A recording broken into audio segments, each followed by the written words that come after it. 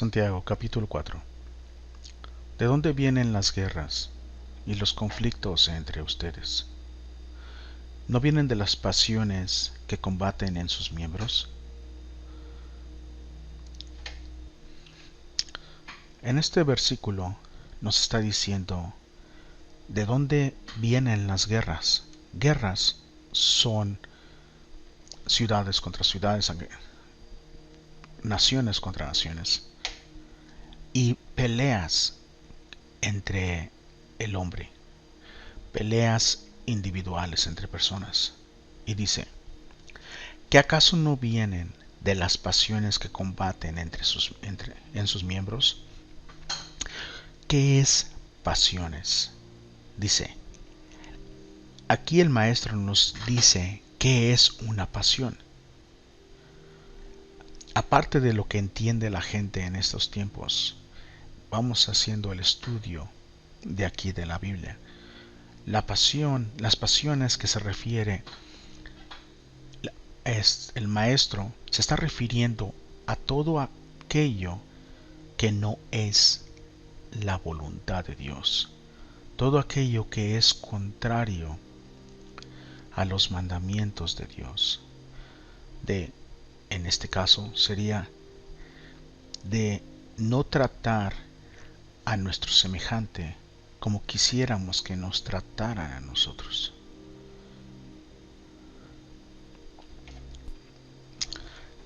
Esas pasiones, aparte de causarnos errar en el llamamiento que Dios nos dio y que nos llevan al pecado, también nos hacen enemigos de nuestro semejante y atacamos y somos atacados por nuestros semejantes. Versículo número 2. Ustedes codician y no tienen, por eso cometen homicidio. Nos dice que cuando nosotros codiciamos, codiciar es otra pasión. Dice, cuando cometemos pecado, codiciamos en este caso, no vamos a obtener, porque Dios no nos lo va a dar. Pero nos dice que por eso cometen homicidio, que quiere decir que como Dios no nos lo da, somos capaces de matar por querer satisfacer la codicia. Dice, son envidiosos y no pueden obtener, por eso combaten y hacen guerra. ¿Qué quiere decir? Que otra pasión, la envidia, que la persona envidia y no pueden obtener, porque Dios no da cuando uno tiene pecado, que en este caso el envidiar, como está escrito, no codiciarás. Y por eso dice, porque envidiamos, por eso combatimos y hacen guerra. Por eso robamos, por eso arrebatamos con violencia. Dice, no tienen porque no piden. Ahora también dice, piden y no reciben. O sea, no tienen porque no piden, y piden y no reciben, porque piden con malos propósitos para gastarlo en sus placeres o en sus pasiones. ¿Qué quiere decir? El que no tiene porque no pide, es porque pide con buenos propósitos. Tiene buenos propósitos, pero no tiene porque no se lo ha pedido a Dios. El que tiene buenos propósitos y no obtiene es porque no pide. Pero el que tiene malos propósitos y pide y no recibe es porque pide con malos propósitos para gastarlo en sus placeres. Sigamos adelante. Oh almas adúlteras, ¿no saben ustedes que la amistad del mundo es enemistad hacia Dios?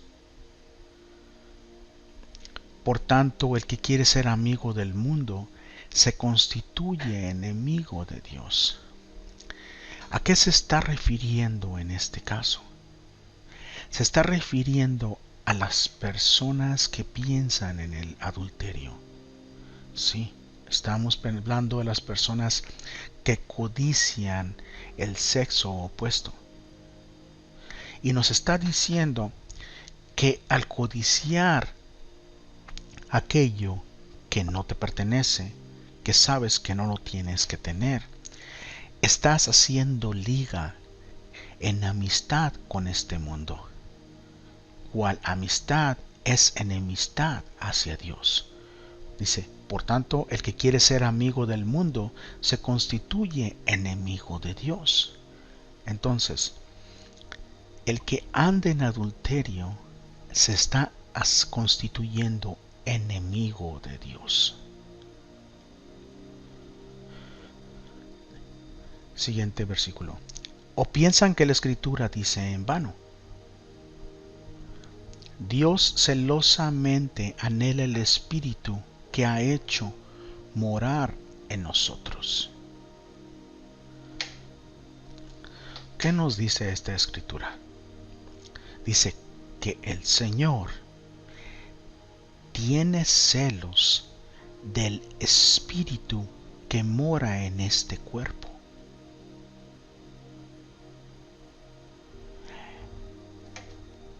¿Cómo está eso? ¿Por qué tienes celos de este espíritu que tenemos adentro?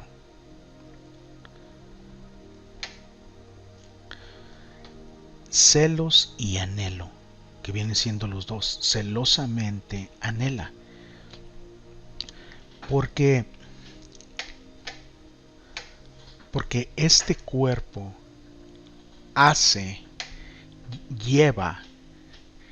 y lleva a nuestro espíritu al pecado. Y el espíritu viene siendo esclavizado por el pecado. Los placeres y las pasiones de la carne esclavizan el espíritu. Veamos una escritura.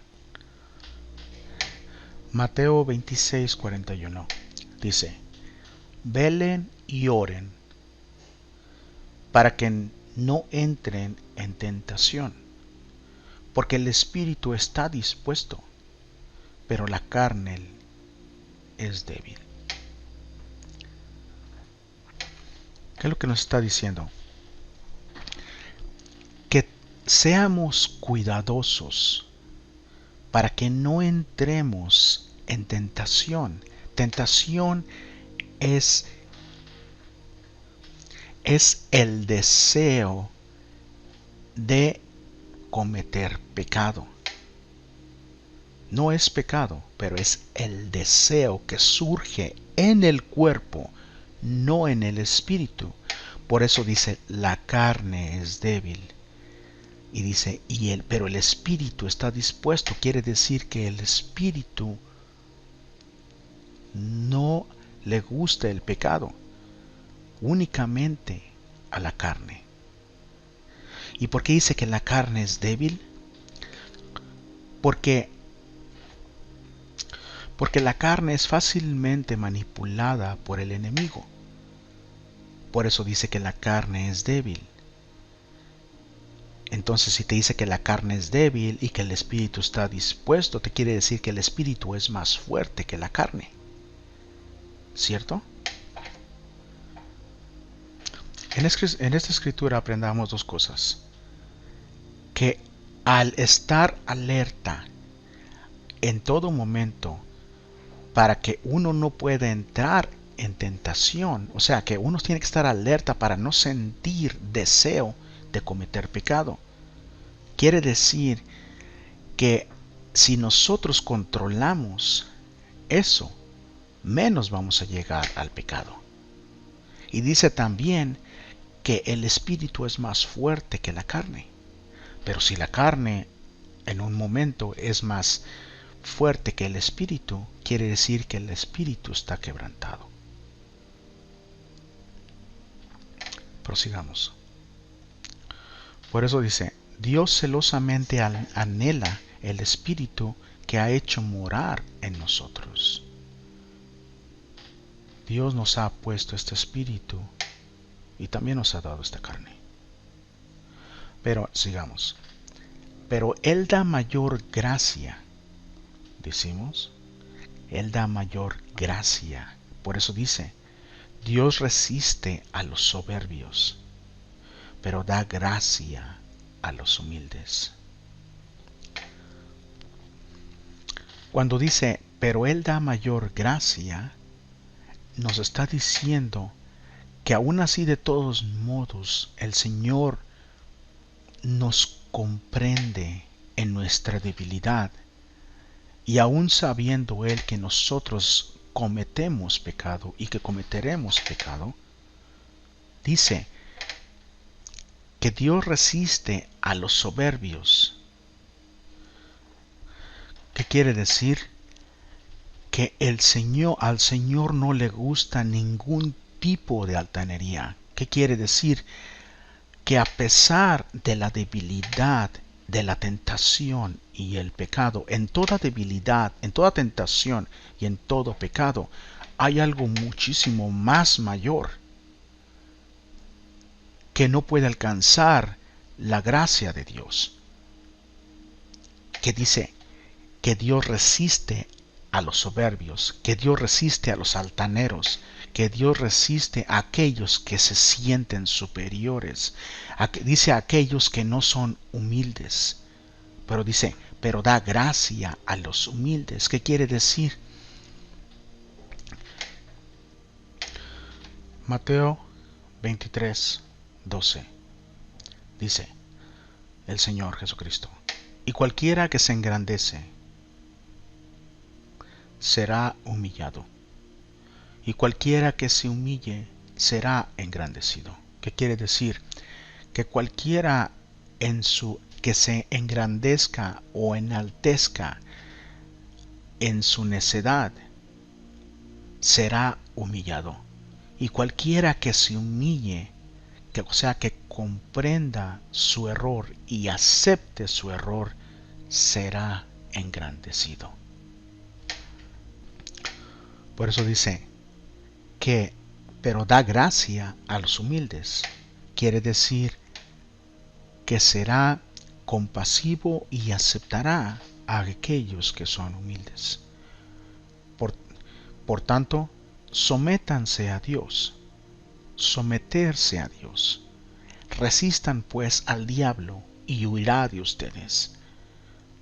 Que dice que obedezcamos al pie de la letra al Señor y resistamos pues al enemigo, al diablo, y él pronto se dará por vencido e huirá de nosotros. Acérquense a Dios y Él se acercará a ustedes. No está diciendo que Dios se va a acercar primero. Está diciendo que nos acerquemos nosotros primero y después el Señor se acercará a nosotros. Limpien sus manos, pecadores. ¿Qué quiere decir? Que deshagamos todos esos hechos de inmundicia. Y ustedes de doble ánimo, todos aquellos que piensan diferente ahorita y diferente al rato. Quiere decir que no digamos sí y al rato no, o que digamos y que andemos cambiando de opinión. Que dice que purifiquen sus corazones. Quiere decir que tomemos el tiempo para reflexionar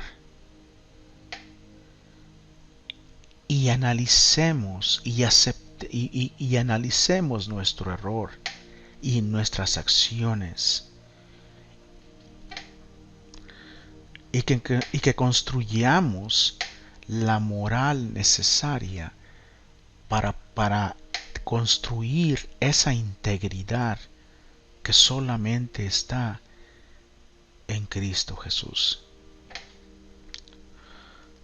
Por eso dice, aflíjanse, que nos entristezcamos, lamentense, que nos arrepientamos y que lloremos, que mostremos con obras al Señor, que su risa se convierta en lamento y su gozo en tristeza.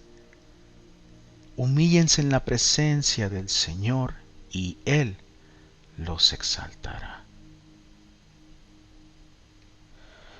Hermanos, no hablen mal los unos de los otros. Este es un pensamiento, este es un mandamiento que nos dice claramente que no hablemos mal los unos de los otros. Y punto. No hablaremos mal los unos de los otros. Tú no hablarás mal de tu hermano. Porque dice, el que habla mal de un hermano o juzga a su hermano, que dice que habla mal de la ley y juzga a la ley. ¿Qué quiere decir esto? Pero si tú juzgas a la ley, no eres cumplidor de la ley, sino juez de ella. ¿Qué quiere decir? Que al hablar de un hermano, nosotros ya nos hacemos jueces, pero para ser un juez únicamente Dios da ese puesto. Tú no te puedes tomar ese puesto, porque hay un solo juez, y ese es Dios. Y van a haber tronos que se sentarán los apóstoles para juzgar, pero no es hoy, no será hoy, y no será en esta vida. Nosotros todos somos cumplidores de la ley. Estamos sujetos a la ley. Nosotros obedecemos la ley, y en este caso la ley nos dice que no hablemos mal los unos de los otros. Dice, solo hay un legislador y juez, que es poderoso para salvar y para destruir. Pero tú, ¿quién eres que juzgas a tu prójimo? Por eso, entendamos que hay un solo juez, que es Dios, y nosotros somos únicamente cumplidores. Por eso no tenemos ningún derecho de hablar mal de un hermano o una hermana. Capítulo 4, versículo 13. Oigan ahora, ustedes que dicen, hoy o mañana iremos a tal o cual ciudad, y pasaremos allá un año. Haremos negocio y tendremos ganancia. ¿Qué quiere decir? Prosigamos. Sin embargo, ustedes no saben cómo será su vida mañana. Solo son un vapor que perece por poco de tiempo, que aparece por poco de tiempo y luego se desvanece. ¿Qué quiere decir? Que nosotros no digamos que haremos algo mañana por nuestra propia sabiduría o por nuestro propio esfuerzo, pero que digamos, más bien deberían de decir, si el Señor quiere, viviremos y haremos esto o aquello. Que todo lo que nosotros hagamos planeemos. Poner a Dios por delante. Tener fe en la misericordia del Señor y en la benevolencia del Señor para nuestros futuros planes. Ahora nos dice aquí, pero ahora se jactan en su arrogancia. Toda jactancia semejante es mala. ¿Qué quiere decir esto? Que toda persona que dice que va a hacer esto mañana y lo hace y dice que lo va a hacer y no toma en cuenta a Dios, porque dice que él solo de sí mismo lo va a hacer, porque está seguro. Dice que toda esa jactancia es mala. Por último, aquel pues que sabe hacer lo bueno y no lo hace, le es pecado. Un versículo muy importante, porque tal vez nosotros podremos decir, no hago esto mal, cumplo la ley de esto, cumplo la ley de lo otro, pero ¿qué pasará? ¿Qué me falta? Como nosotros conocemos la ley, también la ley nos enseña a hacer el bien.